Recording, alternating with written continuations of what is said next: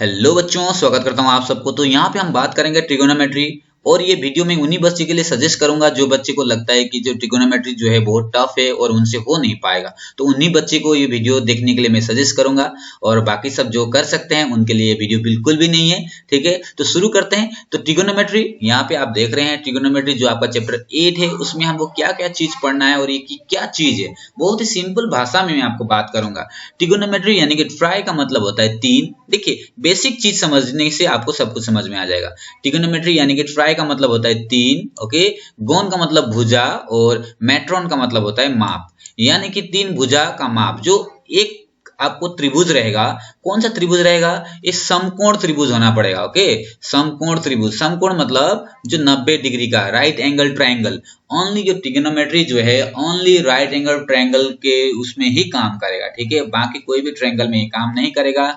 ये किस ट्रायंगल में काम करेगा? राइट एंगल ट्रायंगल, यानी कि समकोण जिसमें एक कोण 90 डिग्री का हो, ठीक है। एक कोण जो है 90 डिग्री का हो, जिसको हम समकोण त्रिभुज बोलते हैं। समकोण त्रिभुज और क्या बोलते हैं? राइट एंगल ट्रायंगल बोलते हैं। तो समकोण त्रिभुज में क्या क्या चीज होता है? एक ऊंचाई होता है, एक आधार होता है, और एक कर्ण होता है। यानी कि ये है हाइट, ये है बेस, और इसके बाद इसको बोलते हैं हाइपोटेन्यूज, ठीक है। इंग्लिश में हम इसको क्या बोलते हैं? हाइपोटेन्यूज। तो दोनों लैंग्वेज, यानी कि जो हिंदी मीडियम में पढ़ते हैं और जो इंग्लिश मीडियम में पढ़ते हैं, दोनों बच्चे इस वीडियो को देख सकते हैं। मैं क्योंकि दोनों लैंग्वेज में आपको बताऊंगा। एक कर्ण यानी कि हाइपोटेन्यूज होता है, ऊंचाई यानी कि हाइट, और आधार यानी कि बेस। सो आपको याद रखना है, राइट एंगल ट्रायंगल होना चाहिए। कंडीशन क्या होना चाहिए? कौन सा त्रिभुज के बारे में हम बात करेंगे? ओनली समकोण त्रिभुज, यानी कि राइट एंगल ट्रायंगल जिसका एक कोण जो है 90 डिग्री का होगा, ठीक है। एक कोण कितना डिग्री का होगा? 90 डिग्री का होगा। उसको हम समकोण त्रिभुज बोलते हैं, यानी कि राइट एंगल ट्रायंगल, ठीक है। अब आगे बढ़ते हैं। इसमें कुछ चीजें, कुछ अनुपात होते हैं। त्रिकोणमितीय जो अनुपात जो होते हैं, ट्राइगोनोमेट्री का जो कुछ अनुपात होता है, उसको हम यहाँ पे देखेंगे। क्या क्या अनुपात है उसको जानने की कोशिश करेंगे। बस वो अनुपात आपके दिमाग में रखना है। देखिए, मैं बहुत बड़ा चढ़ा के नहीं बात करूंगा, ये फॉर्मूला वो फॉर्मूला नहीं बात करूंगा। कुछ चीज है, बस उसको आपको ध्यान रखना है। ट्रायंगल तो क्या होगा आपके पास? हमेशा वो जो त्रिभुज जो होगा, जो ट्रायंगल आपको दिखना होगा, वो हमेशा समकोण होगा। समकोण यानी कि एक कोण 90 डिग्री का होना पड़ेगा, उसको हम समकोण त्रिभुज बोलते हैं। उसी में ही ये जो त्रिकोणमितीय जो होता है, त्रिकोणमिति जो आपका बात कर रहे हैं उस वैलिड है, ठीक है। सो क्या क्या रेशियो है हमारे पास? एक तो साइन है, अनुपात यानी कि रेशियो। ट्रिगोनोमेट्री का कुछ रेशियो होता है, जैसे साइन हो गया। साइन नाम याद है ना, साइन को SIN लिखते हैं हम, साइन SIN। फिर उसके बाद क्या हो जाएगा आपका? कोसाइन हो गया।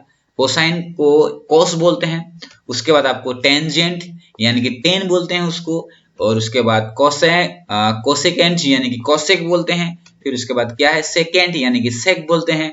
उसके बाद कोटेंजेंट यानी कि कॉट बोलते हैं। तो आपको ये 6 जो रेशियो है यानी कि अनुपात है उसको दिमाग में रखना है। आप सोच लीजिए ये नाम है, क्या है ये नेम है। तो नेम को याद रखना है। क्या नाम रखोगे? Sign, cos, tan, cosec, sec और कॉट। ये 6 नाम है, आपको याद रखना है।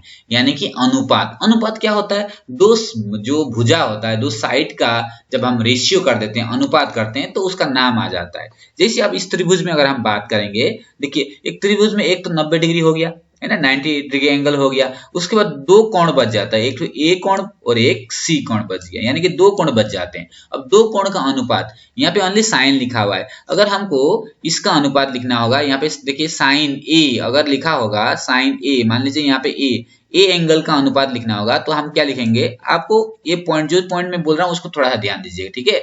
अगर इस एंगल के बारे में हम बात करेंगे और साइन ए के बारे में लिखेंगे, तो साइन ए आप कैसे लिखोगे? साइन ए का सन्मुख भुजा, साइन ए का सन्मुख भुजा क्या है, मतलब एंगल ए का सन्मुख भुजा क्या है? BC।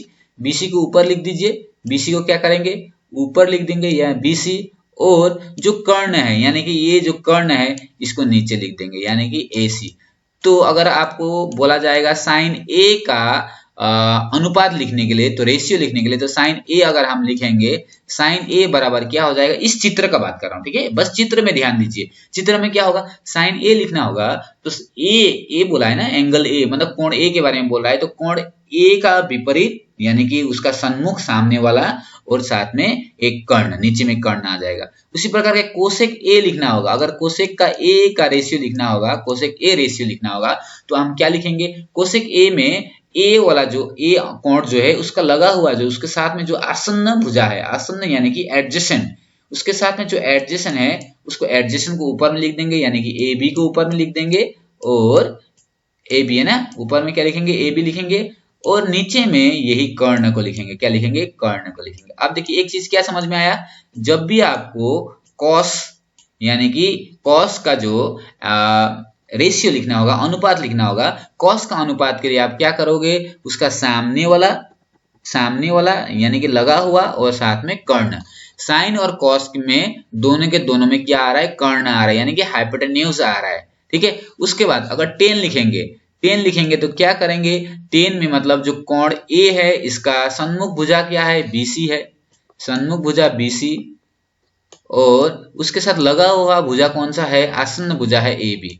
तो इस प्रकार से हम इसको लिखेंगे, ठीक है। अगर आप 3 लिख पाते हैं तो बाकी का 3 का हो जाएगा, ये 10A हो गया, ये नेमिंग है, ठीक है, ये नेमिंग है। उसके बाद आपको देखना है क्या करना है, अब जब कोसेक लिखोगे, कोसेक यानी कि ये जो ऊपर वाला ये 1 नंबर जो है, 1 नंबर वाला जो क्या है, साइन है ना, कोसेक जो होता है साइन का उल्टा, यानी कि कोसेक के जगह में आप AC डिवाइडेड बाय क्या कर दोगे, BC कर दोगे, ठीक है, AC डिवाइडेड बाय BC। यानी कि अगर आपको बोला जाएगा कोसेक A लिखने के लिए, कोसेक A लिखने के लिए आपको बोला जाएगा, तो यहाँ पे क्योंकि साइन A था, साइन A का उल्टा हो जाएगा कोसेक A। तो उसी प्रकार से सेक A लिखने को बोलेगा तो आपको कॉस A का उल्टा कर दीजिए, यानी कि AC बाय AB हो जाएगा, ऊपर में AC लिख देंगे, नीचे में क्या लिखेंगे, AB लिखेंगे, ठीक है, सॉरी ऊपर में AC लिखेंगे, ऊपर में AC लिखेंगे और नीचे में क्या लिखेंगे, AB लिखेंगे, ठीक है। उसके बाद आपको क्या करना है, कॉट A लिखना होगा, कॉट A यानी कि कॉट A का मतलब होता है 10 का उल्टा, यानी कि ऊपर में AB और नीचे में BC, ठीक है, नीचे में BC।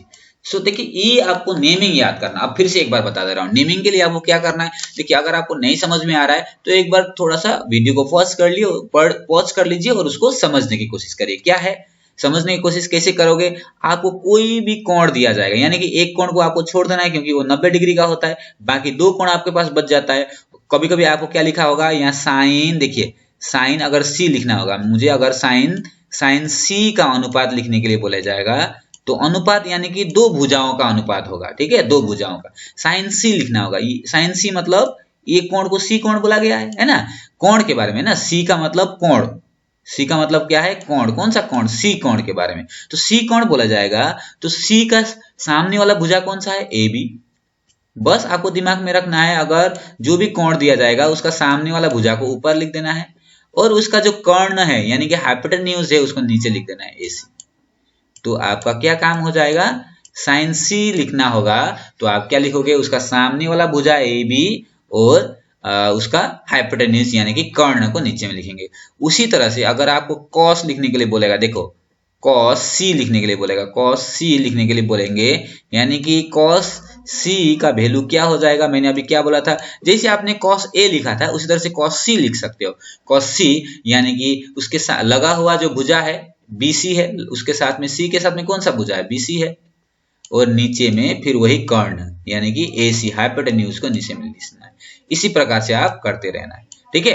सो ये रेशियो का आपको दिमाग में रखिए, नाम रखिए sine cos tan cosec sec और कॉट, ये आपका 6 रेशियो है यानी कि अनुपात है। उसको अगर दिमाग में रह गया, और आपको साइन A कैसे लिखते हैं, साइन A मतलब फिर से एक बार बोल रहा हूँ, साइन A मतलब उसका सन्मुख वाला भुजा और कर्ण को नीचे में लिखेंगे। कॉस A का मतलब यानी कि कॉस थीटा का क्या होगा, कॉस के लिए हम क्या लिखेंगे, उसका आसन्न भुजा और कर्ण को लिखेंगे, ठीक है। तो थीटा कुछ भी हो सकता है, थीटा यानी कि एंगल कुछ भी हो सकता है, ए भी हो सकता है, सी भी हो सकता है। आप बस ध्यान रखना है, साइन बोलेंगे उसका सन्मुख वाला भुजा और नीचे में कर्ण को लिखेंगे, ठीक है। अब हम जाएंगे एक्सरसाइज में। अब एक्सरसाइज में आपको क्वेश्चंस क्लियर हो जाएंगे, ठीक है। एक्सरसाइज में क्या होगा, आपका क्वेश्चन को क्लियर कर देंगे। तो क्या लिखा है, ये आपका क्वेश्चन क्या है, ABCD में जिसका कोण B समकोण है, ओके। ABCD एक ट्रायंगल है, यानी कि ये ट्रायंगल एक ABCD जिसका कोण B समकोण है, AB 24 सेंटीमीटर है और BC 7 सेंटीमीटर है। निम्नलिखित का मान ज्ञात कीजिए, मतलब sine A cos A sine C cos C निकालना है। तो आपको देखिए यहाँ पे फिगर है, ठीक है। अब देखिए मैं आपको यहाँ पे डिटेल्स में समझाऊंगा, आपको कोई दिक्कत नहीं होगा। आपको बोला गया है एक ABCD एक क्या, सॉरी ABC एक क्या है, कोण है, क्या है, समकोण, यानी कि एक 90 डिग्री वाला। देखिए यहाँ पे 90 डिग्री बनाया हुआ है, 90 डिग्री का एक कोण है, यानी कि समकोण त्रिभुज है। और AB का मान कितना दिया है, AB देखो AB 24 दिया गया है, और BC कितना दिया है, BC दिया है 7, और ये क्या ट्रायंगल है, समकोण त्रिभुज। तो समकोण त्रिभुज में अभी आपको AC का मान निकालना पड़ेगा, सबसे पहले AC का मान निकालना पड़ेगा। AC का मान निकालने का हम क्या करेंगे, पाइथागोरस प्रमेय को यूज करेंगे। पाइथागोरस प्रमेय क्या होता है, पाइथागोरस प्रमेय क्या बोलता है, जो समकोण त्रिभुज होगा, समकोण त्रिभुज का जो कर्ण होगा, यानी कि यहाँ पे कर्ण कौन सा है, AC है। समकोण त्रिभुज का कर्ण यानी कि हाइपोटेन्यूज AC है, AC का वर्ग कर देंगे, AC का वर्ग बराबर दोनों साइड का वर्ग एक साथ में जोड़ देंगे, यानी कि AB का वर्ग AC का वर्ग बराबर कितना हो जाएगा, AB का वर्ग प्लस BC का वर्ग, AB का वर्ग प्लस BC का वर्ग आपको एक साइड में लिखना पड़ेगा। ठीक है, ये होता है आपका पाइथागोरस प्रमेय। तो पाइथागोरस प्रमेय से हम क्या लिख सकते हैं, क्योंकि हमको AC का मान चाहिए तब जाके हम ये सारा लिख सकते हैं। देखिए जो त्रिभुज होगा, त्रिभुज का तीनों साइड का मान आपको चाहिए, यहाँ पे दो साइड का मान दिया गया और ये 90 डिग्री है, तो 90 डिग्री होते ही हम क्या यूज करेंगे, पाइथागोरस प्रमेय को यूज करेंगे। तो पाइथागोरस प्रमेय से क्या हो रहा है, AC स्क्वायर बराबर AB स्क्वायर प्लस BC, ये फॉर्मूला है, आपको दिमाग रखना है, वही यहाँ पे लिखा है, AC square equal to AB square plus BC। तो AC तो हमको दिया नहीं गया है, AC तो निकालना है, तो AB कितना है, AB कितना है 24 है, और BC कितना है 7 है। 24 का स्क्वायर प्लस 7 का स्क्वायर, मतलब AB के जगह में 24 और BC के जगह में 7, इसको आगे लिखेंगे तो क्या हो जाएगा, इसका अगर आप मान निकालोगे, इसका मान 24 का स्क्वायर मतलब 576, ओके, और 7 का स्क्वायर करेंगे यानी कि 49, दोनों को जोड़ देंगे 625 हो जाएगा। ओके, यहाँ पे क्या है, AC स्क्वायर है, यहाँ पे क्या है, AC स्क्वायर है, AC स्क्वायर बराबर कितना आ गया आपका 625 आ गया। तो फिर AC निकालेंगे तो क्या हो जाएगा, इसका रूट हो जाएगा, AC क्या हो जाएगा, AC बराबर 625 का रूट यानी कि 25 सेंटीमीटर, यानी कि आपका जो AC का मान है कितना आ गया, 25 सेंटीमीटर आ गया, 25 सेंटीमीटर आ गया। अब तीनों साइड का यानी कि तीनों भुजाओं का हमको मान निकल गया। आप देखिए आपको क्या लिखना है, साइन ए लिखना है। मैंने क्या बोला था, देखिए त्रिभुज आपके पास होना चाहिए और साइन ए, साइन ए मतलब ए वाला कोण का बात कर रहा है, ठीक है, साइन ए, ठीक है ना। साइन ए निकालने के लिए तो साइन ए हम कैसे लिखेंगे, साइन ए यहाँ पे लिखा हुआ है, साइन ए का मान लिखना है, बस साइन ए का मान। मैंने क्या बोला था, जब भी साइन ए लिखना होगा उसका सामने वाला भुजा क्या है, BC, सामने वाला भुजा क्या है, BC लिख देंगे, ठीक है। और इसका कर्ण कितना है, साइन में हमेशा कर्ण लिखेंगे, कर्ण नीचे में मतलब AC, ठीक है, क्या लिखेंगे AC, यानी कि क्या हुआ, BC का मान कितना है, BC का मान है 7, BC का मान कितना है 7, और AC का मान कितना है 25, यानी कि आपको साइन A का मान कितना हो गया 7/25, यानी कि 7 डिवाइडेड बाय 25, माने 7/25 आपका आंसर हो गया इसका साइन A। उसी प्रकार से आपको कॉस A लिखना है, क्या लिखना है बेटा, कॉस A लिखना है। कॉस A का मतलब क्या बोला था मैंने, उसके साथ में लगा हुआ जो भुजा है, कॉस A को कैसे लिखते हैं, उसके साथ में जो लगा हुआ भुजा है उस भुजा का क्या मान है, AB बोलेंगे, उस भुजा को क्या है, कॉस A के साथ में कौन सा भुजा लगा हुआ है, AB लगा हुआ है, AB यानी कि 24, यहाँ पे डायरेक्टली लिखता हूँ, ठीक है, AB मतलब 24 और इसका कर्ण मतलब कितना है 25, ठीक है। कॉस के लिए क्या लिखना है, ये हो गया इसका आंसर, यानी कि पहला वाला आंसर हमको मिल गया। साइन ए हमको निकाल गया, कितना निकला, साइन 7/25, और कॉस ए कितना मिला 24/25, ठीक है, ये हो गया। उसके बाद 2 नंबर क्या बोला है, अभी C का मान निकालना है। 2 नंबर में क्या का मान निकालना है, C का मान। देखो अब एंगल कुछ भी चेंज करे, आपको C का, देखो इसमें हम कैसे लिखेंगे मैं आपको बता दूं, C का क्या लिखना है, साइन लिखना है। साइन का बोलने से ही क्या है, इसका सीधा सीधा सामने वाला भुजा को ऊपर लिखिए, सामने वाला भुजा क्या है, AB है, AB का मान कितना है 24 है, 24 को लिख दिया। उसी प्रकार से नीचे में क्या लिखना है, साइन A में नीचे में हमेशा कर्ण रहेगा ही रहेगा, साइन A और कॉस A में हमेशा जो कर्ण जो है लंबा वाला साइड जो है रहेगा ही रहेगा, हाइपोटेन्यूज यानी कि 25, ठीक है। उसी प्रकार से आपको cos C लिखना है, cos C यानी कि इसके साथ में C के साथ में लगा हुआ भुजा कौन सा है, BC है, BC का मान 7 है, और नीचे में तो कर्ण रहेगा ही AC यानी कि 25, तो ये हो गया आपका आंसर, ठीक है। इस प्रकार से आप आंसर लिखेंगे। थोड़ा सा हैंडराइटिंग खराब हो जा रहा है, लेकिन आपको आशा करता हूं आपको ये समझ में आ गया होगा कैसे यहाँ से हम इसका मान निकाल रहे हैं। ठीक है, 1 नंबर प्रश्न कर दिया। इसके बाद हम 2 नंबर प्रश्न को देखेंगे। 2 नंबर प्रश्न है हमारे पास में आकृति 8.13 में tan p minus cot p और cot r का मान ज्ञात कीजिए। ठीक है, ओके। अब इसका मान ज्ञात करने के लिए हमारे पास फिगर है, फिगर दिख रहा है आपको पी क्यू आर, क्योंकि आकृति ये दिया गया है आपका क्वेश्चन में। आकृति में क्या है, पी क्यू आर है और पी क्यू 12 सेंटीमीटर और पी आर 13 सेंटीमीटर, लेकिन क्यू आर नहीं दिया। आपको निकालना है कौन सा फॉर्मूला से, पाइथागोरस थ्योरम से निकालना है। ठीक है, अब देखिए पी क्यू दिया है 12 सेंटीमीटर और पी आर 13 सेंटीमीटर और क्यू आर निकालेंगे। यहाँ पे हम क्या यूज करेंगे, मतलब त्रिभुज, समकोण त्रिभुज में हम पाइथागोरस प्रमेय यूज करेंगे और इसका मान निकालेंगे। ठीक है, सो पी क्यू इतना है, ये है। तो पाइथागोरस प्रमेय से क्या हो जाएगा, पाइथागोरस प्रमेय में हम क्या करेंगे, जो लंबा साइड है यानी कि पी आर है, P R square, okay, P R square को एक साइड रखेंगे और बाकी दोनों साइड को दूसरा साइड रखेंगे। जैसे पी क्यू स्क्वायर हो गया, पी क्यू का स्क्वायर प्लस किसका स्क्वायर, क्यू आर का स्क्वायर एक साइड में रखेंगे। ठीक है, क्यू आर का स्क्वायर को एक साइड में रखेंगे। तो इस तरह से हम ये फॉर्मूला सेट किए। अब इसको करने के बाद हमारा क्यू आर आंसर आ जाएगा। देखिए कैसे सॉल्व किया है यहाँ पे, ये देखिए, ओके, ये पी आर का स्क्वायर बराबर पी क्यू का स्क्वायर और क्यू आर का स्क्वायर। ठीक है, पी आर कितना है 13 दिया है, पी आर 13 है, 13 square equal to P Q 12 square और क्यू आर कुछ नहीं दिया गया, क्यू आर तो 169 हो गया। 13 का स्क्वायर कितना 169 और 12 का वर्ग जो है 144 और क्यू आर स्क्वायर। अब इसको इधर लेके जाएंगे, देखिए माइनस करेंगे, इसको माइनस करते ही क्या आ जाएगा आपको, माइनस करते ही 169 में 144 माइनस करेंगे तो आपका आ गया 25 में, यानी कि क्यू आर स्क्वायर बराबर 25 और 25 का वर्गमूल निकालेंगे यानी कि क्यू आर निकालेंगे तो 5 सेंटीमीटर। तो आपका क्यू आर का जो मान है 5 सेंटीमीटर आ गया। क्यू आर का मान कितना आ गया 5 सेंटीमीटर। ओके, अब आपको क्या करना है, tan p निकालना है। क्या निकालना है बेटा, tan p। देखो क्वेश्चन में क्या निकालने को बोला है, tan p। ठीक है, tan p कैसे निकालोगे, tan p निकालने के लिए आपको क्या है, क्या लिखोगे, क्या बताया था मैंने, tan p जब भी आपको ये वाला एंगल का निकालना है ना, tan p मतलब ये सामने वाला भुजा, tan p के लिए क्या है, सामने वाला भुजा और ये एडजेसेंट वाला भुजा। सामने वाला वो क्यू आर कितना है, क्यू आर में कितना मान निकला है 5। ठीक है, क्यू आर कितना है 5 और पी क्यू कितना है, पी क्यू है 12। तो tan के लिए आपको जो tan, आपका जो tan जो नाम है उसमें क्या करेंगे, आपको p निकालने के बाद सामने वाला भुजा और आसन्न भुजा को हम क्या करेंगे, लिख देंगे रेशियो। उसके बाद आपको क्या करना है, cot r निकालना है। ओके, cot r, पहले आप देखो एक चीज समझो, cot का मतलब क्या होता है, tan का अपोजिट को हम cot बोलते हैं, tan का अपोजिट को, tan जो होगा, अब सॉरी tan r निकालना है ना, यहाँ पे p हो रखा है, ये r है। ओके, सॉरी cot r निकालना है। तो अगर हम बात करेंगे tan r क्या हो जाएगा, देखो tan r का उल्टा यहाँ पे लिखना है। यहाँ पे हम क्या लिखेंगे, tan r का उल्टा, यानी कि cot लिखना है ना, cot लिखना है तो पहले आप क्या करोगे, tan निकाल दो। मतलब tan r मतलब क्या हो जाएगा, ये सामने वाला भुजा और ये हो जाएगा tan r। सामने वाला भुजा कितना है, सामने वाला भुजा है 12।